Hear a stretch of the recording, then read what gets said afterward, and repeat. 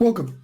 In today's lesson, we're going to be discussing Twitter advertising, which could potentially be a good marketing channel for you. It really kind of depends on your audience and how much consumer data or data that you'd be able to use within these campaigns. Really, if you're going to be doing Twitter ads, the two ways to go are retargeting potentially, and your custom or customer lists, which is uploading consumer data to Twitter and then targeting those email addresses or phone numbers or usernames with ads. One thing that's kind of cool with Twitter, which is fairly unique, is you can target the usernames of Twitter accounts, not just phone numbers and email addresses. So generally, like with Facebook ads, you would upload your customers or whatever your subscribers data to Facebook. Emails, phone numbers, and then target Facebook accounts or Instagram accounts that are associated with those emails and phone numbers. And that's really great. I mean, that sort of targeting, it's a huge advantage. It used to be back in the good old days, you could actually just go to Facebook and copy a person's Facebook user ID and target that person with ads. So literally, I mean, you could get a data mining program and go to a Facebook group and just get all that account information for all those Facebook users and target those specific people with ads. That was year one. They got rid of that pretty quick, but a lot of people made a lot of money. It was good times. But with Twitter, you have the option of their email addresses, phone numbers, their mobile IDs, and Twitter usernames. Really, we're going to focus on Twitter usernames, email addresses, and phone numbers in this example. But let's just say you have a list of emails for your customer base. Ideally, is probably what you want to go after, or your subscribers would be the kind of the second tier to that. And then if you have someone on your team, or if you wanted to hire a virtual assistant, which you can do very easy and cheap, I mean, this sort of list would probably cost you maybe $100 if you hired a freelancer off Fiverr or something. And then if you wanted to, in this example, we're just using real estate agents, so it's the same.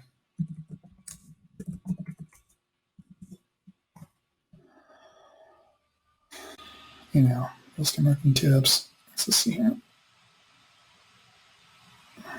MSN Real Estate, and this username right here could potentially, and let's just say this is your list of customers that you're trying to target. Let's just say I'm a marketing company that wants to target real estate agents, right?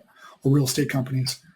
You could include this username within the spreadsheet, and this account would be targeted with your ads, right? So instead of targeting people based on interest, like people are interested in real estate, which is, that could be just about anybody.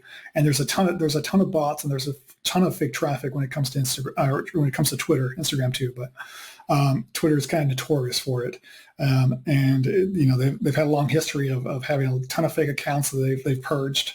And you just really have to be targeted if you're coming into Twitter advertising. It's really the customer lists, what we're doing here, and retargeting campaigns, right? So what you could do is have a virtual assistant or someone on your team add all these sort of usernames to the spreadsheet, and then these accounts would be targeted with your ads. So meaning that when you're paying for impressions, it would only be shown to people with these usernames or accounts associated with these email addresses or these phone numbers, right?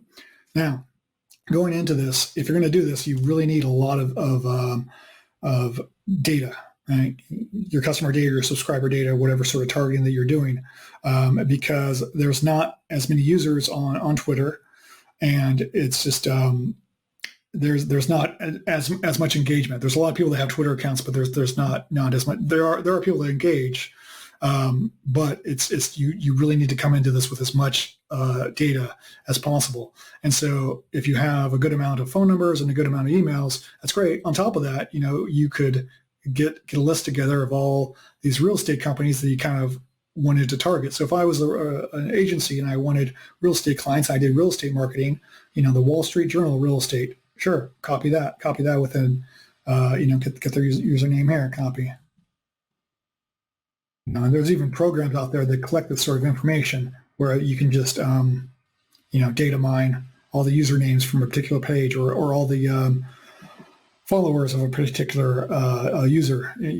I would recommend that. I really, you really want to be as targeted as you want in here. So, Century 21, sure, include all those, and then we run a campaign promoting tweets to them, and there's the potential that they would retweet, right? Or they would go to your website and get conversion, or it might be, but our goal is always actually sales. But targeting these sort of accounts could potentially get, a retweet or some sort of a sharing from them. So it's good to include. So once you have your spreadsheet all together with all this data, you basically just go, let's see here, audiences right here, create audience, list.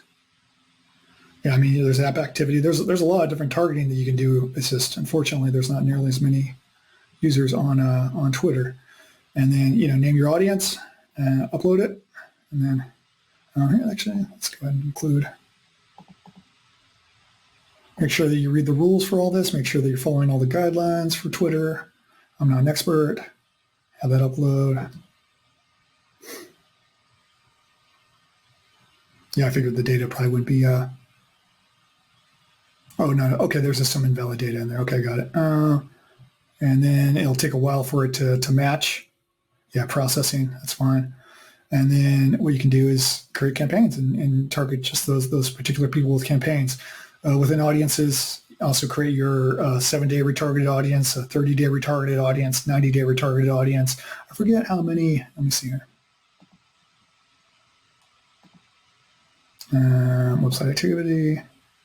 And yeah, interesting. So you really got to get in there and check out all the different parameters. But you want to have your audience, for your retargeted audience, and then your customer list campaigns. Those are really the only two you want to do. Don't mess around with interest. Don't mess around with targeting certain followers or hashtags, anything like that. Retargeting, if that. And then your customer list, those two sort of campaigns. And then let's just create, what I was going for is, website traffic, but we really want to go after conversions if possible. Don't mess around with engagements, followers, anything like that. It's all about, getting people to your website and having them make a purchase. Even video views, it's just not going to deliver you great results. You're welcome to, you're welcome to test any of this stuff, but it's like paying for followers. That's not a good strategy to go. What I would do is I would focus on conversions, getting you dollar per dollar, right? And then there's going to be a bit of an overflow to this sort of campaign where a certain amount of users are going to follow you, right? A certain amount of people are going to go to your website and make a purchase, but you're also going to get that kind of overflow effect of additional followers, right? There's that added benefit, and it's scalable where you're not losing money paying for followers. You're getting an ROI from your marketing efforts, and you're getting the benefits of additional followers. So, website traffic. I agree. Make sure you read all that. Make sure to do. Yeah, it's a pretty janky platform.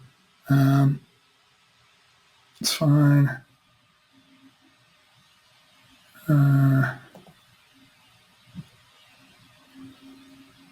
Wherever your daily ad budget you would like, and then go for conversions here.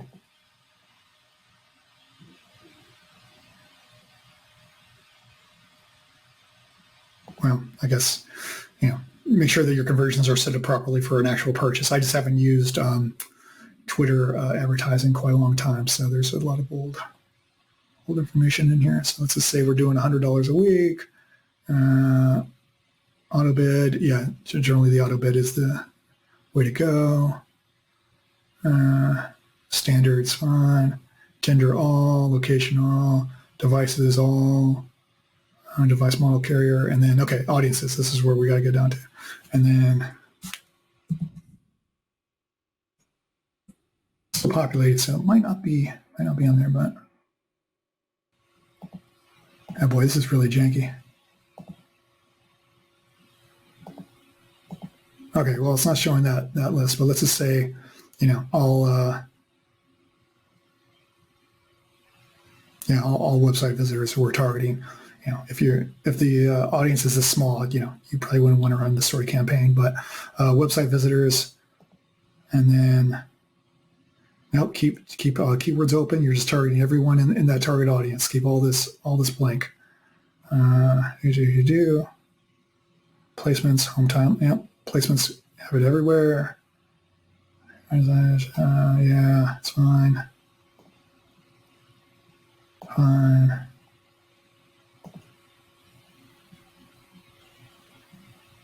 That's all good.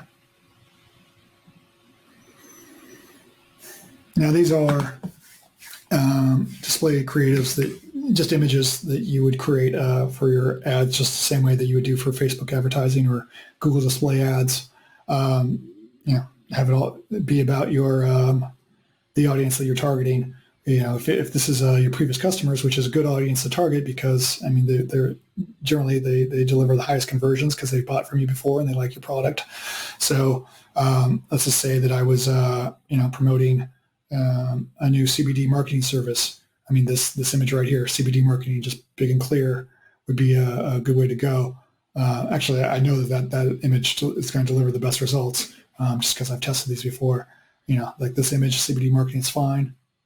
Cannabis marketing there, like all these are fine, but this one delivers by far the best results. And then I tested this where it's just my name, brand recognition, that delivered pretty good results, but the image of just the CBD marketing got good results because I was targeting just CBD business owners with ads. So for your own business, test out a few of these.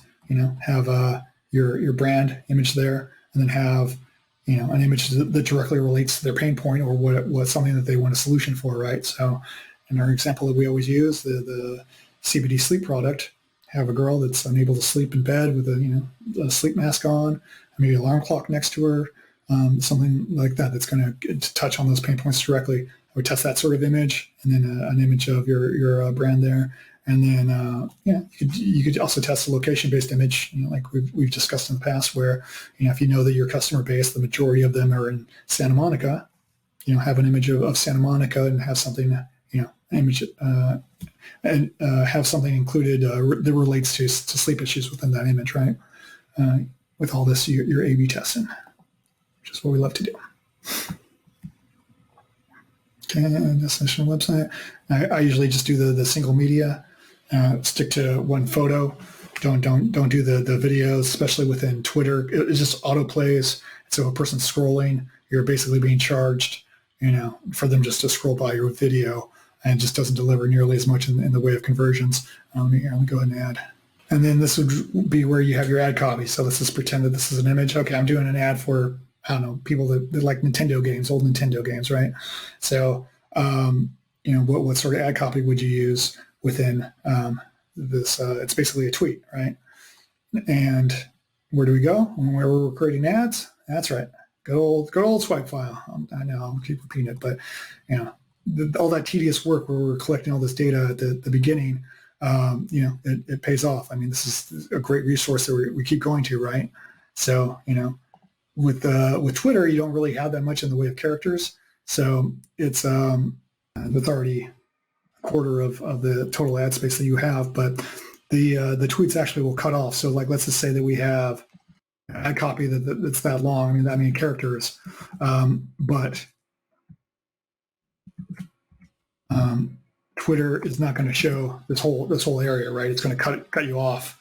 It's going to give you like one or two lines and then cut you off. So you really want to keep this short and sweet, and that's usually going to get you the best results. But it's something that you would test, sort of ongoing. So you have ad copy that you've gotten from your swipe file. You got a single image, right?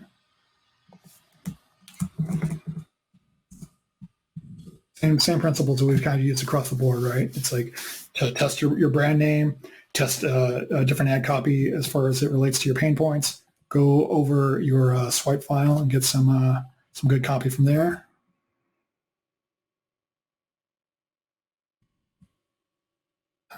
Great. Enter your URL here. Now, you have the option of keeping this tweet just promoted so that it doesn't show in your timeline and doesn't show to your followers, that might be something you want to do. But I would, generally I like to keep it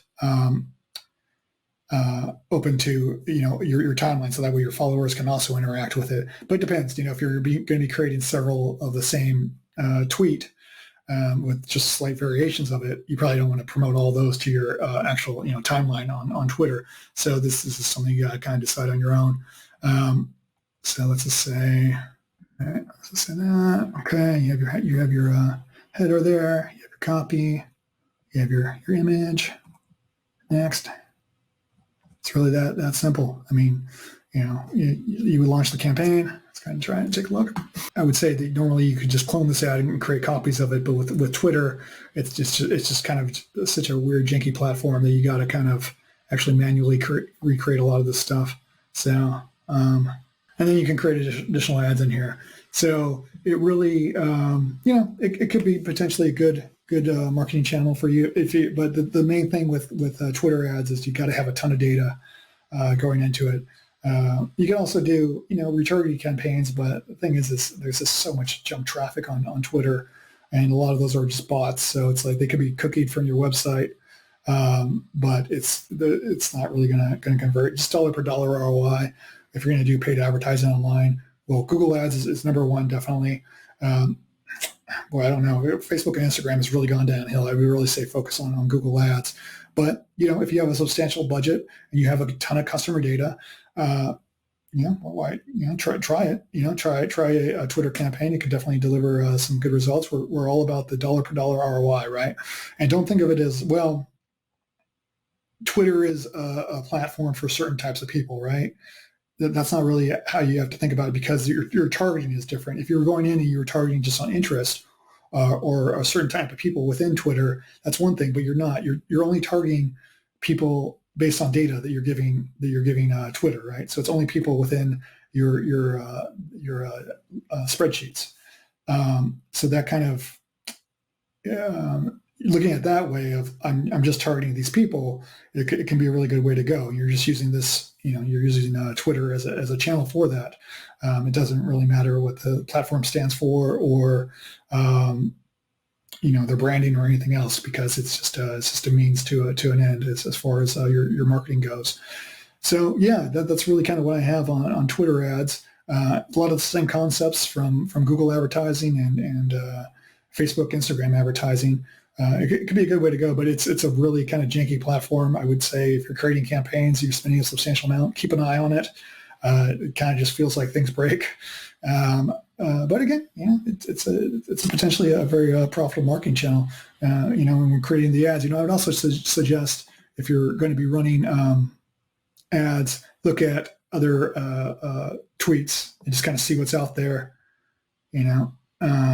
and see if there's anything that you can really pull from. Honestly, there's not really going to be much. There's just not much in the way of great advertising on Twitter. That's what I got on Twitter advertising. Hopefully it's helpful. Give you a few insights, and I'll see you on the next one. Thanks.